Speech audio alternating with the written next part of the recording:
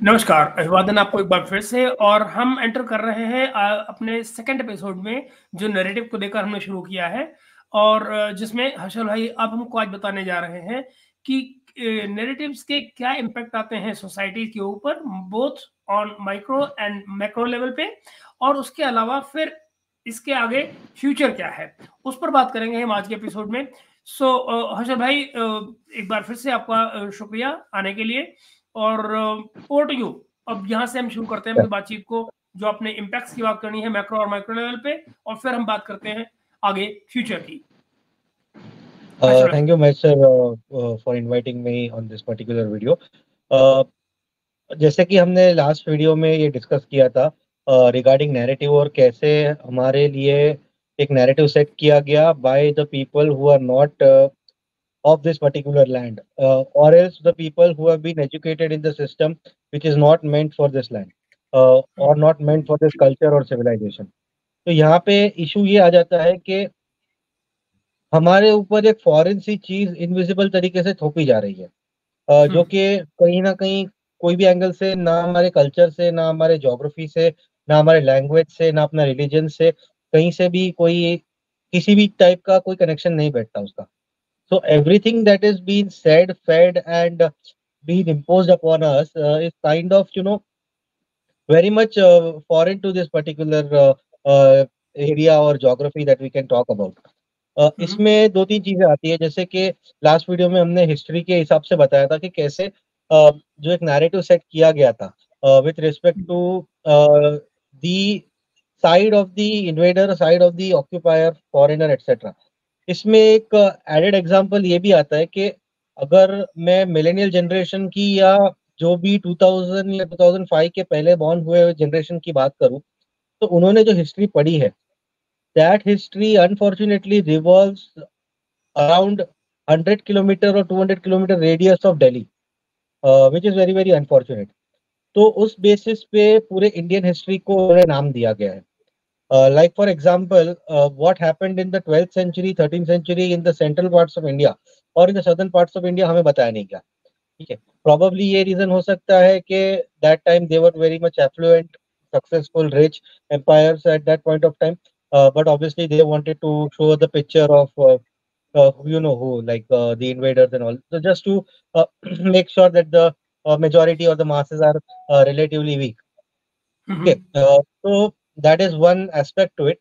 Now when we say how it has affected a normal discourse or the society, देखिए दो तीन चीजें हैं. एक तो ये है कि on a very societal level, especially in the urban centers, हम हमारे कस्टम्स और ट्रेडिशंस के बारे में कॉन्फिडेंटली और ओपनली बात नहीं कर पाते थे. Even as a matter of fact हम आज भी नहीं कर पाते टू एन एक्सटेंट. जहाँ पे when we say about certain things, certain traditions, probably ये हो सकता है कि उस ट्रेडिशन का 21st सेंचुरी में कोई मीनिंग रहा नहीं हो, बट इन द सेंस वो ट्रेडिशन अगर हार्मलेस है तो क्या प्रॉब्लम है. Like there are many examples जहाँ पे लेट्स से मुंडन एक हो गया. It is a harmless tradition. Many people might not know what the actual logic behind Mundan is, but still people do it. Like what? I mean, okay ना, किसी को बर्बाद तो नहीं कर रहे, किसी को कोई पर्सनल प्रॉब्लम तो हो नहीं सकता उस चीज से. Same applies to the traditions of marriage, same applies to different different kinds of festivals etcetera. But the point is कि इसके बारे में ओपनली बात करना और इसको as a cool cool question portray करना, ये अनफॉर्चुनेटली हम नहीं कर पाते. सो ये हम हो जाते हैं इसमें रिग्रेसिव कि आप अगर कोई फेस्टिवल सेलिब्रेट कर रहे हो तो you are not modern in that sense. अभी मॉडर्निटी का रिलीजन से या ट्रेडिशन से कोई कनेक्शन बैठता नहीं है. आप ये बोल सकते हो अगर हम फेस्टिवल मना रहे हैं, नहीं मना रहे हैं, तो we are western in that sense. हम वेस्टर्न हो गए, या फिर हम फॉरेन आइडियोलॉग्स, जो फॉरेन आइडियल्स है उसको हम इम्प्लीमेंट करना चाहते हैं. There are a lot of examples. I don't need to give you a lot of things. People might be understanding. Holi के टाइम पे हर टाइम कैंपेन चलता है, दिवाली के टाइम पे कैंपेन चलता है, लेकिन कुछ और टाइम पे कैंपेन नहीं चलता है. PETA will campaign during Diwali for dogs, but PETA won't campaign for Christmas when you will be baking the turkey. So and when you will be slaughtering goats on Eid, etc., etc. तो अभी वो religion में वो issue है, ये मैं नहीं बोलूंगा. वो अपने एंड पे सही है, उनका वो कल्चर है, उनका वो ट्रेडिशन है। बट जो हिपोक्रेसी एक type of segment of institutions की होती है, टारगेट हमारा वो है। टारगेट हमारा ये नहीं है कि ये रिलीजन गलत है, ये कल्चर गलत है, या ये प्रैक्टिस गलत है। टारगेट हमारा ये होना चाहिए कि why it is one sided, why it is kind of you know directly attacking to one segment. मतलब हाथ पीछे बांध के हम बॉक्सिंग मैच तो नहीं खेल सकते, right? Doesn't make any right. Sense. So एक ये चीज आती है कि इससे ये एक इम्पैक्ट पड़ा है सोसाइटी में।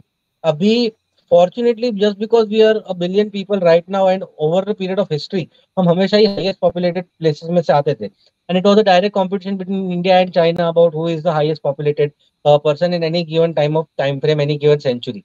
उससे ये हो गया कि इनके जो आइडियल्स से, इनके तरीकों से ये पूरी तरीके से डेसिमेट कर नहीं पाए। Fortunately there are various sections of the society जहाँ पे आज भी हम ओपनली हमारे फेस्टिवल्स, ट्रेडिशंस, प्रैक्टिस कर पाते हैं। बट मैं उन सेगमेंट्स को हाईलाइट कर रहा हूँ just because I have seen this growing up with respect to modernity, with respect to new things coming up. Even though coming from a very conservative background, myself, my conservative family and a society, even there people had these kinds of issues where they used to always question like why it is needed, why it is necessary, etc. And I'm talking from coming from a state which is Maharashtra, which is literally the core of the freedom struggle movement of India, going back to 16th century, which is when Chhatrapati Shivaji Maharaj declared the Hindavi Swaraj. From that particular land, these particular things are happening. So there is a bit of question mark here कि why it is happening. Secondly, जो आता है कि इसमें एक दूसरा जो चीज आता है, इससे रिलीजियस फॉल्ट लाइंस इंक्रीज हुई है। रिलीजियस फॉल्ट लाइंस इंक्रीज हुई, caste based fault lines increase हुई, और society based, class based fault lines increase हुई। अभी रिलीजियस बेस्ड फॉल्ट लाइंस कहाँ पे इंक्रीज होती है? अगर हम इंडियन रिलीजियस सिस्टम को देखते हैं, जो हिंदुइज्म या सनातन धर्म की बात करते हैं, तो एक ऑल इंक्लूसिव है। If somebody if I may quote, so in Hinduism there is the concept of sakar and nirakar. Sakar God is nirakar God. So in every segment of the society, जैसे हम हिंदुइज्म की बात करते हैं, there are people who do not go to the temples, who only read the scriptures, who study the scriptures. They form a Nirakar they are worshipping a Nirakar form of a deity, a Nirakar form of a supreme lord, which is the Paramatma. अभी इस definition में Jainism आता है। Jainism में पूरे India में सबको पता होगा कि जैनिज्म में दिगंबर और श्वेतांबर होते हैं, are the two segments of Jainism. But in Shwetambar there is a segment called as Sthanakvasi and देरावासी।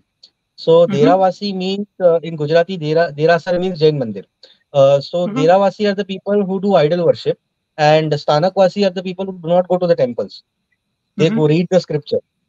They do not believe in the form of idol worshipping. They do not believe in the form of lifestyle of that particular Tirthankar and stuff. They believe in the rules of the particular religion. Okay. Same applies in Buddhism, जहाँ पे थेरवाड़ा Buddhism है, Mahayana Buddhism है, नवयाना Buddhism है, etcetera. Sikhism अगर उस angle में देखने जाएंगे तो सिखिज्म अकेला ऐसा है जिसमें साकार आइडियोलॉजी है नहीं, सिर्फ निराकार आइडियोलॉजी है। When you say Sikhism, Sikhism does not have ideal worship, but then they say Ekomkar. That means they are a monotheistic faith and they do not believe in idol worship, but culturally they are enrooted in our particular society. ये core definition होता है हमारे Indian religious system का, because it is a school of thought. अगर इस school of thought में inculcate करना चाहे, we can inculcate Christianity and Islam and Judaism and Zoroastrianism in the Nirakar form of worship. In this particular section. Okay. Unfortunately, ये divide इसलिए आता है. There are two reasons for it. First reason is the Abrahamic sections which are having this expansionistic and a supremacist ideology. Second is the divide that put up into the culture. जैसे अगर मैं example दूं तो महाराष्ट्र में and Gujarat में जो Muslims थे, people of my grandfather's age were able to communicate, read and write in Marathi and Gujarati. People of my father's age were able to at least speak in Marathi and Gujarati. Obviously writing उनका छूट गया था, बट जो मेरे as के लोग हैं they only speak in Urdu, coming from these lands. यहाँ पे ये लोग आके इतना हिंदी हिंदी करते हैं, सो इनको भी एक बार पता चलना चाहिए ना कि इनका उर्दू इम्पोजिशन को तुम लोग कुछ बोलते नहीं हो, but you want the Marathi imposition, you want the Kannada imposition, you want the Gujarati imposition, etc. तो यहाँ पे ये क्यों हुआ? ये इसलिए है because they are now trying to deviate the culture from the religion and assimilating the culture of the probably West Asia or probably maybe the Turkic culture, etc., which is not native to this particular country. ये चीज एक fault line added create करती है because हमारे पास हमारा खुद का narrative नहीं है, जो हम ये खुद अपने आप नहीं बोल पाते. We do not talk about our own culture, our own civilization, our own history, right? So what happens is then these people come on and impose it. Uh, there was this actor called Zishan in an interview with Lalan Top some years back. He had mentioned that when he was a kid, uh, the Maulvis used to come and say that don't say Khuda Hafiz, say Allah Hafiz. Now, if you Yes. look at the definition, Parsi say O Khudai ji. That means Khuda is the word of God in Persian. Allah is the meaning of God in Arabic. Similarly, Paramatma is the meaning of God in Sanskrit, right? Correct. तो they say ला इलाहा इल्लल्लाह. मैं भी बोल सकता हूँ ना कि एक ही परमात्मा है और उसकी पूजा होनी चाहिए. Correct. When they say it, they will not say it because there is an obsession towards that particular language and culture which they are not able to identify, because culture and language is religion neutral. Religion is something which is a Beautiful. rules-based order that we are following, right? Yeah. But this fault line has been created because of the lack of narrative from our side and the Yeah. lack of strong narrative from our side. Okay. So this is a religion-based narrative in the Indian society, because it is only in the Indian society that Islam assimilated into the Dargah form of concept, which is not really how the Arabs used to pray. There is no mazar in Saudi Arabia, there is no mazar in UAE or in Oman or something like that, right? Just to assimilate and inculcate into the Indian system, where they needed a form of a central form of worship, there was the mazar concept that came in, right? In that particular sense, there were people used to speak local languages, local cultures, everything. But slowly and steadily, they have been homogenizing it into a certain thing, which is very, very much different and foreign to our concept. We cannot be homogenized. We are a diverse nation. Diversity में हमारी unity है, but हम homogeneity नहीं हो सकते. I cannot be following the culture of a person from Himachal Pradesh, or Yeah. Himachal Pradesh person cannot follow a culture of Gujarat. Geographical Right. implications है, linguistic implications है, genetic implications है, बहुत सारी चीजें. तो Pretty ये much. चीजें हम समझ नहीं पाते. दूसरी बात यहाँ पे ये आ जाती है सर कि जो इंक्रीजिंग रिलीजियस फॉल्ट लाइंस की बात की, इसमें स्पेसिफिक मूवमेंट हाईलाइट करने की है कि ये पोस्ट 1975-77 की बात है. ये उसके पहले मास लेवल पे, स्ट्रीट लेवल पे नहीं था. There are two reasons behind it. First is the global Islamization that happened post the Iranian Revolution and the Mujahideens which were being trained by the US government, US Army, etc. And the utter radicalization of the Deobandi Panth, the Tablighi Jamaat, in this Pretty particular much. sense. जिसका पाकिस्तान में भी बहुत सारा implications हुआ था. In fact, 2 दिन पहले there was a YouTuber from Pakistan who had mentioned this particular thing, that Tablighi Jamaat was so much involved with the cricket team that when Inzamam ul Haq was the captain, at that point of time, Misbah ul Haq and Saeed Ajmal were not taken in the team because they were from the Barelvi sect. So you can imagine how ridiculous that particular thing can be. At that point of time, Barelvi sect was relatively less radicalized and a little bit more liberal, accepting as compared to these people. So that is one reason of this thing happening. Other reason could be that 1975 was the time जहाँ पे हमारे constitution में socialist word add हुआ था and secular word add हुआ था post emergency, and entire education system communist के हाथ में चला गया था. Communist being an ideology completely anti majoritarian, because ये लोग एंटी मेजोरिटेरियन बात करके ही first past the post system में गवर्नमेंट में या कोई भी टाइप का पावर में आ सकते हैं. If they are pro majoritarian they can not be communist, because वो भी तो एक फॉरेन आइडियोलॉजी ही इम्प्लीमेंट करना चाहते हैं. कम्युनिज्म तो यहाँ पे नहीं बॉर्न हुआ, right?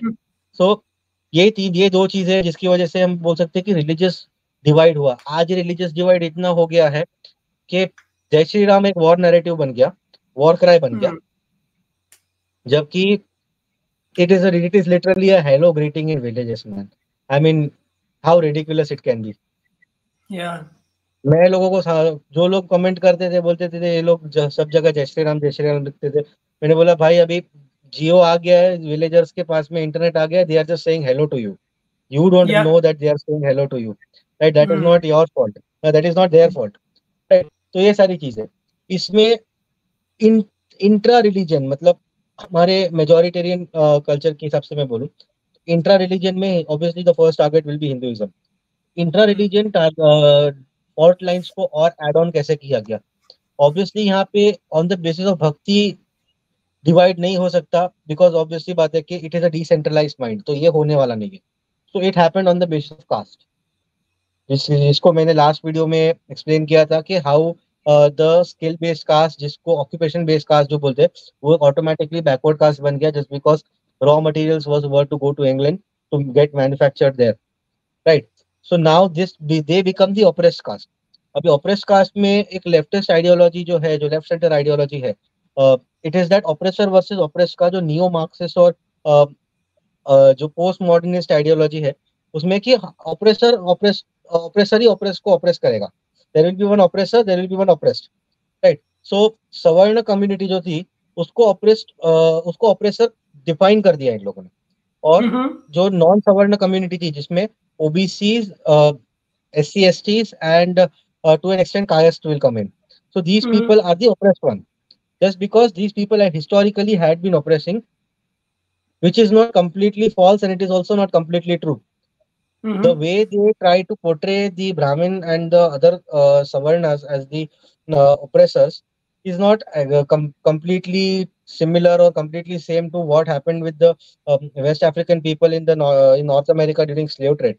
It is not at all same to what happened with the Christians in the Ottoman Empire, where they were being forced to be the king's guard as janissaries, जो slave Christians थे। ये completely उसका मैं बोलूँ तो at least 10 to 15 times less oppressive था। I am not denying it कि भाई वो सब कुछ सही था, हम तो सब लाला लैंड में रह रहे थे, ऐसा नहीं था। But the point is that ये बोलना कि भाई तुम भी तो वही थे जो हम थे, तो ये बात भी तो गलत है। बिल्कुल। ये क्यों आता है? बिकॉज हमारे पास हमारा खुद का नैरेटिव नहीं है। अभी इसको हम्म मॉडर्न सेंस में हम ऐसे डिक्लेयर कर सकते हैं, हम्म लॉजिकली स्पीकिंग, अगर हम कास्ट को ऑक्यूपेशन बेस्ड बनाते हैं या सोचते हैं कि caste is an occupation based thing, so let's say for example my surname is Sharma, which means I'm a Brahmin, so by that logic my occupation should be of a teacher or doctor, uh, an advisor, a lawyer, or maybe somebody who is into the field of religion। अगर मैं पांचों में से कुछ भी नहीं कर रहा हूँ तो मेरे पास क्या राइट्स है अपने आप को ब्राह्मण बोलने के लिए? Hmm same applies to any Kshatriya. Let's say any Thakur surname है, राजपूत है, Rathore, and in Maharashtra there is this Bhosle, then there is Pujari, Nair, all these communities are there. If they are not in the defense forces, if they are not in the enforcements, if they are not into any kind of survival training, if they are not into sports, why are we calling them Kshatriyas in the modern sense? हम्म मतलब मैं उनकी हम्म cast को मैं कोई तरीके का वो नहीं करना चाहता, मलाइन नहीं करना चाहता, बट अगर हम इसको ऑक्यूपेशन बेसिस पे ही देखते हैं, if I come from a trading community, I'm a Jain, I come from a Baniya community, a Vaishya community. I was working 9 to 5. So technically I was not doing my own business. So I'm not a hmm Baniya then, hmm right? I'm hmm a Shudra then because I was working as in terms of occupation, using my skill set for certain particular things. I was getting paid well. मैं अगर हम्म दुकान भी लगा ले रहा तो मैं मालिक होता, छोटी सी, right? May be less money. तो हम्म ये एक तरीका है इसको मॉडर्न सेंस में समझने का। But the point is that just because इसको इस तरीके से बनाया गया है कि हम उस चीज को इस तरीके से देख नहीं पाते। इसके बाद आती है सर चौथी बात, ये जो है कि कास्ट अच्छा, बना इसमें कास्ट। आपने एक बड़ा खूबसूरत एक आपने जब हमारी ऑफलाइन बात हो रही थी, आपने एक बड़ा खूबसूरत हम्म। एग्जांपल दिया था चंद्रबाबू नायडू ने जो पीछे बात की थी, वो स्किल के हिसाब से जो बात कर रहे थे। यू वो जो रिमेम्बर? बात थी चंद्रबाबू नायडू की, वो बेसिकली ये थी कि ANI में स्मिता प्रकाश ने एक पॉडकास्ट किया था विद हुँ, चंद्रबाबू नायडू। चंद्रबाबू हुँ, नायडू को क्वेश्चन किया गया था about the caste census which was being conducted, which was being portrayed, कि हम अपोजिशन पार्टी बोल रही थी, इंडिया अलायंस बोल रही थी कि we will be doing a caste census etcetera etcetera. या Chandrababu Naidu said that we should not do a caste census, we should do a skill census. हुँ, अभी इस चीज को चंद्रबाबू नायडू ने जो सेंस में बोला, I am not aware whether he is aware of the fact और has the knowledge that the OBC community is actually a skill-based caste. I'm not aware whether he knows about it or not, but even if we Mm-hmm. take that thing aside, these Mm-hmm. two things are so correlatable that that guy has the vision. Whether it is coincident, not coincident, I don't know. But Right. if he's saying it is a skill-based census, entire Mm. OBC community historically has been a skill-based community. There's only been the British occupation, British colonization that has completely decimated that, which is the reason why we are still a $3,000 per capita GDP country. Mm-hmm. Uh, Right. इस पे sir मैं एक चीज add करूंगा, ये अगर इसको as a narrative mainstream पे पोर्ट्रे किया होता by the people who are having that reach and the people who were having that tool and machinery to do it, there could have been a little bit of awareness. I would not say कि results बदल जाते या कुछ और हो जाता, वो तो हमारे हाथ में नहीं कौन किधर बटन दबाता है, but at the end of बिल्कुल. the day the results would have been a little bit there would have been a little bit impact of this particular idea on the results. इसमें एक और चीज मैं add करूंगा sir, आपने बहुत सुना होगा आजकल जो चीप हरकतें करते हैं उनको लोग छपरी बुलाते हैं, राइट? टिकटॉक पे, यूट्यूब पे. जी. Mm-hmm. There is this guy called Dr. Philip Ackerman, who was a German ambassador to India. Uh-huh. Doctor Philip Ackermann, जिनका 1 साल पहले द रणवीर शो पे एक पॉडकास्ट हुआ था. उसमें Mm-hmm. उन्होंने एक बात बताई थी कि कैसे पोस्ट वर्ल्ड वॉर टू जो वेल्दी या जो काइंड ऑफ वेल ऑफ लोग थे, वो लोग स्किल बेस्ड लर्निंग ले रहे थे. They were becoming doctors, they were becoming engineers, they were becoming technicians. Mm-hmm. But they also came up to a fact, to a realization that we need skill-based level workers even at the lower level. So they Mm-hmm. started the diplomas for gardening, for plumbing, for maybe for industrial welding, for electrician, etc. He mentioned Mm-hmm. one fact. He said that I have a cousin who is a roofer. He puts tiles on roof, and Mm-hmm. he is more well off than me. He has 70 people working under him, and he is really relatively very rich. And I'm proud of my cousin. ठीक है, Mm-hmm. ये बात इसने कही थी वहां पे. अगर मैं इसको इंडियन सेंस में देखूं, Mm-hmm. कोई Indian Indian ambassador to let's say Germany या इंडियन एम्बेसडर टू यूएस कभी वहां पे ऐसा बोलेगा कि मुझे गर्व है कि मेरा कजिन छपरी है? Mm-hmm. Because the definition of chhapri is the community that was putting roofs on houses. वो उनका ऑक्यूपेशन था. मुझे हैरानी है हर्षल कि जिस एम्बेसडर की बात की ना आपने, मैं एकदम से मुझे याद आया कि जैसे मैं इनको जानता हूँ. I met him just now in JLF, Jaipur literature festival में. Okay. He is still the ambassador of India, ambassador in India right. Of Germany. So I met him actually in JLF just now. But आप वो बात समझने वाली है कि ये जो इसने कहा कि I am proud of my cousin being a roofer, he is been doing significantly well, ये कहाँ से आता है? ये आता है कि वो स्किल बेस्ड लोगों को कितना पोर्ट्रे कर रहे हैं, प्रेस कर रहे हैं, उनको कितना ग्लोरीफाई कर रहे हैं. We could have done it, but ये नैरेटिव का असर हमारे पर इतना पड़ा है कि हमारे घर पे कोई ऑफिसर आता है तो उसको चाय पूछते, पानी पूछते, बट अगर इलेक्ट्रिशियन आता है तो उसे 100 रुपए कम करवाते सर. तो प्लम्बर को हम बुलाते हैं तो उससे 100 रुपए कम करवाते. जबकि the officer is just going to do some paper work and that guy is actually responsible for you living a comfortable life. Correct. मेरे घर में पानी नहीं आ रहा है, at that point of time I need a plumber. Plumber अगर नहीं आता है, there is a leakage, I would be without water ना, और हम वो करते नहीं है. Very true. तो एटलीस्ट एक सोच मैंने मेरे सोसाइटी में हम लोग ने, मेरे रिलेटिव्स ने किया था कि नेवर से कचरा वाला आया है, ऑलवेज से सफाई वाला आया है. At least we very can true. Start from that. Oh yes, because very kachra much. तो हम कर रहे हैं सर, कचरा तो हम कर रहे हैं बिल्कुल ना सर. बिल्कुल सही बात है. तो ये पूरा एक बात है कि इसको किसने हाईलाइट नहीं किया. Now considering that this guy said it, ये बंदा तो इकोनॉमिकली रिफॉर्मिस्ट लग रहा है मुझे. अगर ये स्किल बेस्ड सेंसस की बात कर रहा है, that means that person is looking for some kind of reforms. करेंगे नहीं करेंगे time will tell, but you know how our society and diaspora is. इसमें अभी जो लास्ट वाला पार्ट है ना, कि जो इफेक्ट आया है ऑन अ माइक्रो लेवल, ये सबसे डेंजरस वाला पार्ट है. ये पार्ट ये है जिसमें देयर आर 3 मूवमेंट्स जो एविडेंट है. उसके अलावा भी बहुत सारी दूसरी मूवमेंट्स थी. जो काइंड ऑफ इंसर्जेंट मूवमेंट थी, एक ये जो 3 बता रहा हूँ उसमें से 2 तो डेफिनेटली थी। एक काइंड ऑफ एक इंसर्जेंट नहीं थी, एक सोशल मूव थी। The first movement is Khalistan movement. Second movement is the movement of Periyar, Dravidistan, Dravida Nadu का जो मूवमेंट है। And the third one is the Namo Buddha Bhim movement, जो आजकल चंद्रशेखर आजाद जो है यूपी से जो जीता है MP, he is one of the kind of big leaders of that particular movement. अभी ये 3 मूवमेंट में से अगर मैं खालिस्तान की बात करूं, Khalistan is a British project, complete British project, लोग माने या ना माने, it is completely a British project. It could have been handled previously during the time of 1905 जब पार्टीशन ऑफ बंगाल हुआ था बाय लॉर्ड कर्जन।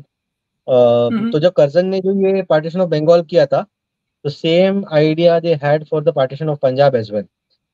उस टाइम पे because the nationalist movement in Punjab was relatively strong with Lala Lajpat Rai and many others along with him, and they were the followers of the Garam Dal of the Congress.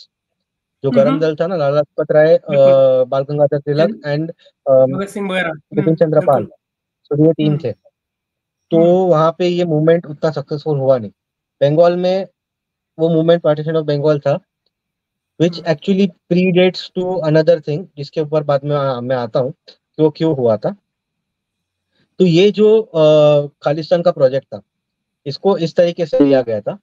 अभी इसमें just because of winning in Punjab to defeat the Akalis, Bhindranwale comes in by Indira Gandhi, ये सबको story पता है। Even in fact, Akalis are also kind of having the same ideology of the Khalistanis, but they are not secessionists. The only thing that Akalis are different from this particular thing is Akalis were the ones who were being promised certain significant benefits after coming from the West Punjab, the Pakistan occupied Punjab जो है, वहाँ से जो लोग migrate करके आए थे, obviously they left their lands, they left their fields, they left their businesses, everything. So they were promised certain things to which an extent which was not fulfilled by the previous governments, which is one of the reasons for the resentment of this particular thing happening. यहाँ पे ये सब तो ठीक है कि issue based चीजें हैं जिसकी वजह से कोई डिमांड उठ रही है, ये फिर भी एक टाइप ऑफ जस्टिफाइड थिंग है। बट अगर इसको हम पोस्ट 1984 देखते हैं, 1984 में बीजेपी है 2 सीट्स इन द लोकसभा, ठीक है, which means technically as per these leftists RSS had 2 seats in the Lok Sabha, ठीक है, because leftist लोगों को तो लगता है कि बीजेपी है ही is equal to RSS, RSS is equal to BJP, जो कि रियलिटी नहीं है, right. Full machinery was with the Congress, absolute majority थी सेंटर में, स्टेट्स में बहुत सारी जगहों पे। atrocities happens towards the Sikhs done by the Congress party. Even today they celebrate the massacre of Indira Gandhi in Kanadistan. The point is, Congress party wins elections over there in Punjab, forms governments, has MPs होते हैं वहां से उनके, and literally they have been able to transfer the narrative that it was the Hindus who killed the Sikhs after the genocide. True. Okay, which is a very very shameful thing from our end. अभी हाँ, ये हम argument कर सकते हैं कि state machinery थी, पूरी कंट्रोल करती थी, मीडिया नैरेटिव था, ये वो था, सब बात समझ में आती है। But even after the digitization, even after all these things coming into picture, why wasn't this particular thing being highlighted? Why wasn't this particular thing being talked about? Yeah. और ये बात convince करेगा कौन? In fact, it was the Sangh who actually helped out to rescue many of the Sikhs. I don't know the exact number, but it was the Sangh who actually rescued certain Sikhs from being butchered in Delhi, specifically in certain parts of central Delhi and South Delhi. तो ये बात तो कोई logic बनती नहीं है। तो ये चीज है कि हम ये हमारा एक फेलियर है, और वो फेलियर है और वो एक इम्पैक्ट भी है कि जो फॉरेन बेस्ड नैरेटिव्स है या जो एजेंडा बेस्ड नैरेटिव है वो किस तरीके से हमारे सोसाइटीज को इम्पैक्ट कर रहा है। सेकंड पॉइंट है जो पेरियार मूवमेंट है, ये भी एक काइंड ऑफ ब्रिटिश प्रोजेक्ट था।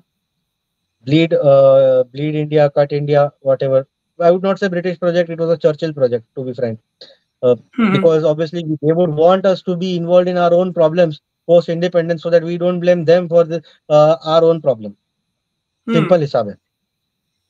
यहाँ पे लैंग्वेज बेस्ड मूवमेंट चालू होती है मिड 60s में, बट उसके पहले there is this Periyarite movement wherein through the means of information they are able to convince a lot of people over in Tamil Nadu that they are the indigenous people and they have been reduced to the Dravid state of Tamil Nadu by this so-called Sanskrit speaking Aryans.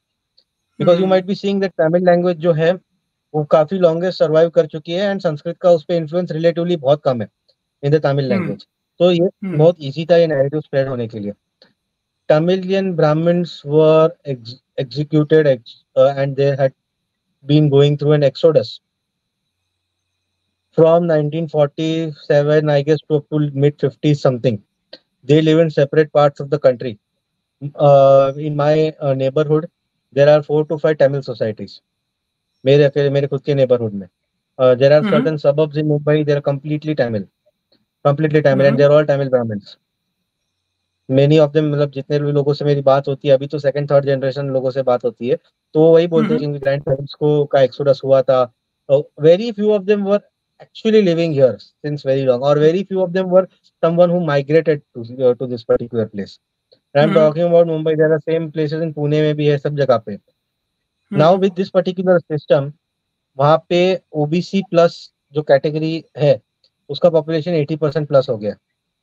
Even if we talk about in Hindus, and because of that particular thing, वहाँ पे appeasement करने के लिए Mandal commission pro max level implement हुआ है. वहाँ पे मंडल commission का जो 70% था, which was reduced to 50, there they are gone to 70 in terms of reservation, which is one of the very big reasons why BJP could not get a seat in Tamil Nadu.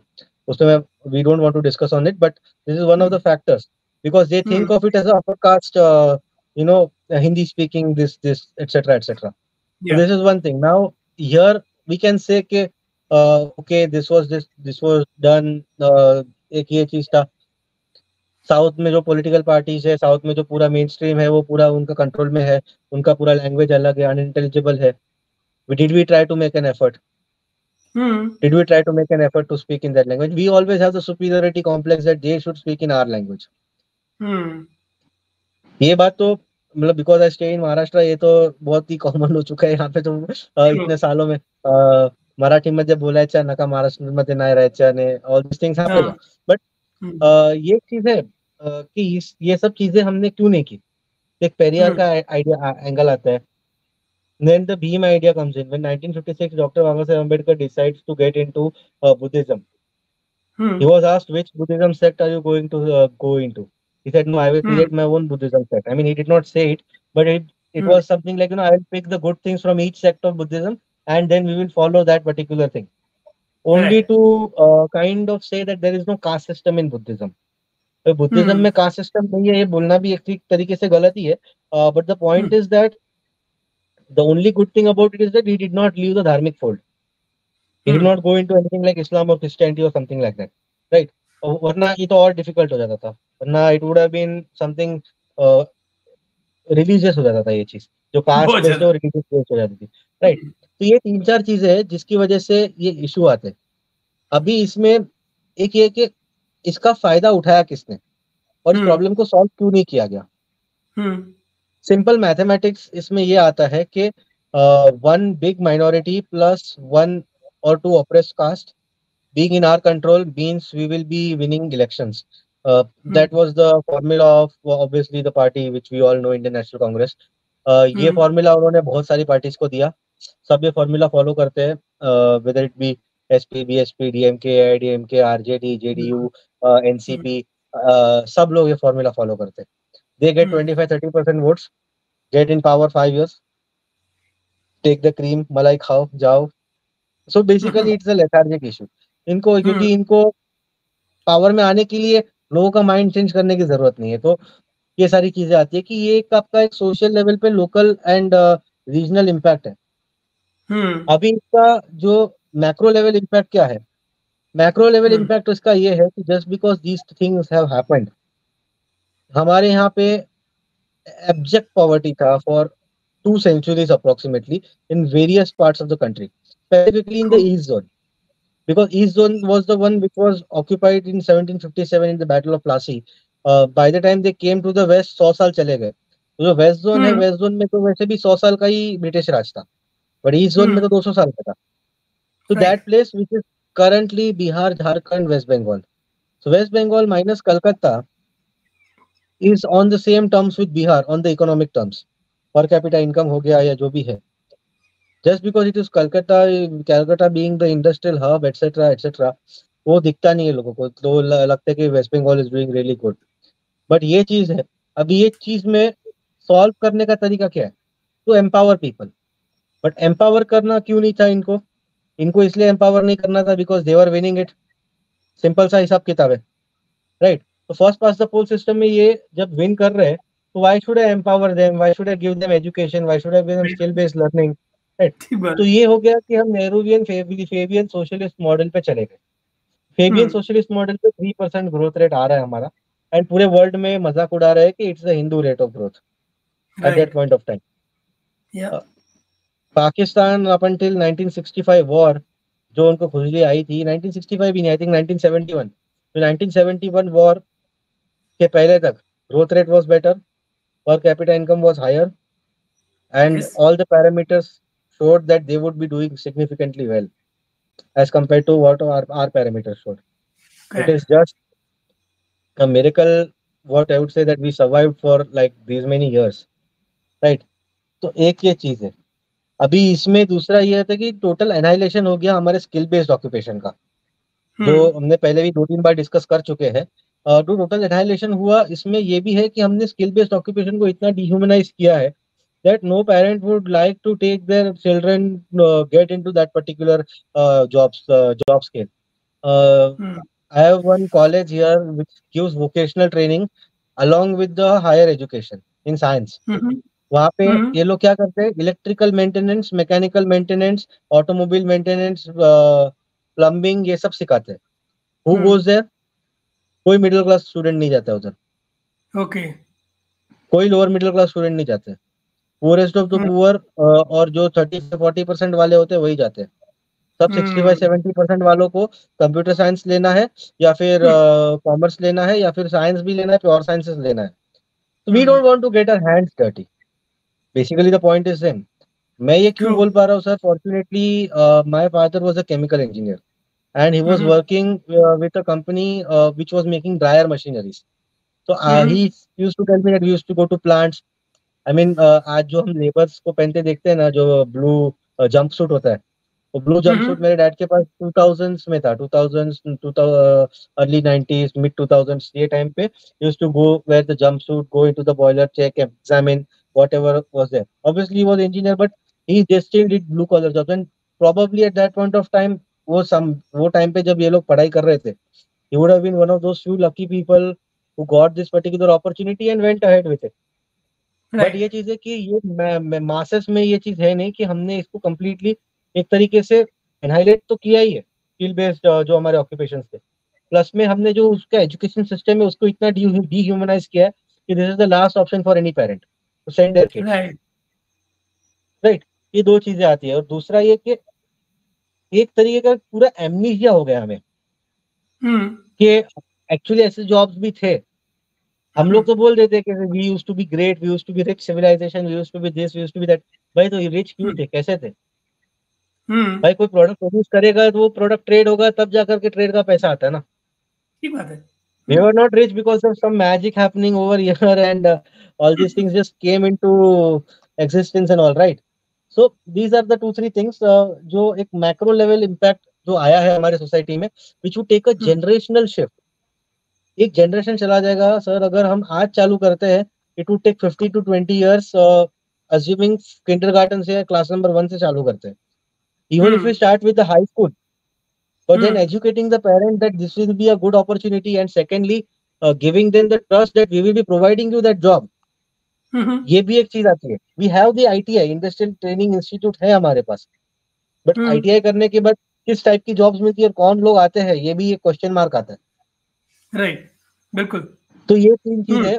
इसमें एक last आता है हमारा कि हमारी potential future problems क्या हो सकती है. एक क्विक इस पे बात हो सकती है, बिकॉज करंटली ये चीज ऐसी है कि हो नहीं रही है, बट एक पोटेंशियल फ्यूचर प्रॉब्लम है जिसके कुछ इंडिकेशंस हमें दिख गए। पहला तो ये है कि because of our narrative being so weak even in India, तो वो आउटसाइड इंडिया तो कोई हालत पूरी खराबी होगी। तो जो बाहर नैरेटिव है हमारा इतना वीक है, वीकेस्ट तो वीक है that literally Indian students are being Hindu students are being dehumanized for being Hindu in certain Ivy League colleges.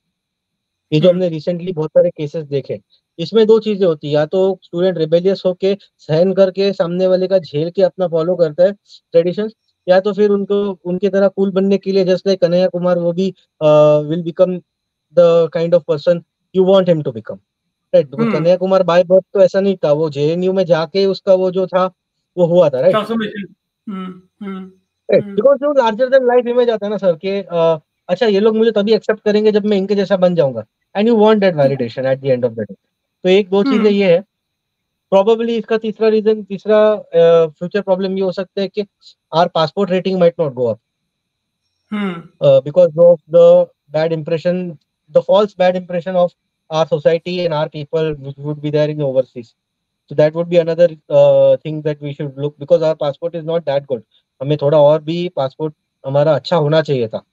Let's see, probably in future it will be happening. इसमें एक और चीज है जो मालदीव्स में हुआ था recently, which was the India out campaign, और बांग्लादेश में काइंड ऑफ पब्लिसिटी किया था उनके ऑपोजिशन लीडर्स ने। आई मीन बांग्लादेश में जो किया वो तो एक लिटरली एक जोक था। वो इंडिया आउट करने के 15 दिन पहले मोदी को मिल के आया, तो मोदी के सामने झुक झुक के हाथ जोड़ के ऐसा जो है, उसके बाद तो बोल रहे India out, right? But the point is it at least in all this it happened. वो चाइनीज मनी था, चाइनीज इन्फ्लुएंस था, टर्किश मनी था, ये डीप स्टेट था, we don't know. But the point is that because हमारे side का कुछ है ही नहीं, सामने वाला तो बोलेगा ही, उसका तो मुंह बंद नहीं कर रहे ना हम, और कर भी नहीं सकते। So tomorrow this can happen the same thing in certain small country democracies. It can happen in Mauritius. It can happen in, let's say, Seychelles. It can happen in probably in Southeast Asian countries में हो सकता है, probably certain African nations में हो सकता है, कहीं पे भी हो सकता है, because of certain aspects। और ये सबसे ज्यादा इन फ्यूचर होता हुआ दिख रहा है कनाडा में, with respect to the situations over there, because Canada has become such a kind of liberal leftist society के लोग को समझ में नहीं आ रहा है कि उनको कोई मार के जा रहा है, और इन लोग को लग रहा है कि नहीं नहीं बस बस बस बस सब सही है। तो they are acting like Gandhi, I guess, who said that if एक गाल दे तो दूसरा गाल दे दो and all this kind of things. इसमें सर लास्ट दो ऑप्शन दो चीजें है। सबसे पहला तो ये आएगा कि probably because our media narrative and our social narrative would be so weak, हम अगर कोई एक्शन करते हैं पीओके में, पीओजीबी में, for XYZ reasons, just like what Pakistan did with Balakot, they can do exactly the same with this thing. They can act like crybabies. They can do all these kinds of nonsense, and then they say that India is the oppressor. Obviously, उनको tuition लेने के लिए जरूरत नहीं हो, Palestine जाके tuition ले सकते कि कैसे रोना है। But the point is that because हम नहीं बोल पाएंगे अपने एंड से, कि हम नहीं बोलना चाहेंगे या नहीं बोलना चाहते, वो तो बोलेंगे बालाकोट किया है हमें पता है, बट दुनिया मान रही है कि बालाकोट हुआ, दुनिया तो टी वॉज फैंटास्टिक ही मान रही है ना। तो ये चीज आ जाती है सर के ये चीजें बहुत इम्पैक्ट करेगी, specially national security. And the last thing would be कि जैसा if you might remember sir, ये 3 साल पहले की बात है, आई गेस 3 साल पहले की बात है। There was a student called Rashmi Samant, she is from Udupi, Karnataka. She was from a circles, she was from a society, she was very humble background. In fact मतलब किसी को पता भी नहीं है कि ऑस्कर जाना कितनी बड़ी बात होती है, सॉरी ऑक्सफोर्ड जाना कितनी बड़ी बात होती है, क्या होता है क्या नहीं। she got scholarship to do her masters in Oxford. She stood up for some student president. There was this other teacher who was of an Indian origin, Bengali, probably communist, obviously communist. उसने इसको oppose किया रश्मि सामंत को। On what basis, sir? On the basis that her parents' profile had Bhagwan Ram on their DP. And she was forced to step down from the elections as she was considered a hateful bigot. Wow. I mean, how Wow. ridiculous is that? It मतलब is. और करने वाला भी हमारा ही बंदा था। मतलब colour wise Hmm. देखने जाए, नाम वाइज देखने जाए, तो एक average white person, black person को तो यही लगेगा ना कि वो जो बोल Hmm. रहा है वो सही है, he is just progressive, he is fighting with his own people for being bigots etcetera. Hmm. Hmm. Now how Hmm. Does being a worshipper of lord Ram, a bhakt of lord Ram, Hmm. And that too their parents, वो रहेगी भक्त नहीं रहेगी भक्त अपने को क्या करने का। बट द पॉइंट इज, बिल्कुल। Is she telling that Oscar का नाम, ऑक्सफोर्ड का नाम अयोध्या कर दो? Is she saying that? Is she saying that यहाँ मंदिर और लंदन में बनेगा? Did she say Hmm. that? No ना। What's Hmm. this nonsense? ये भी इसलिए because Hindu miscreants had allegedly put up idols in 1948 in the disputed Babri Masjid.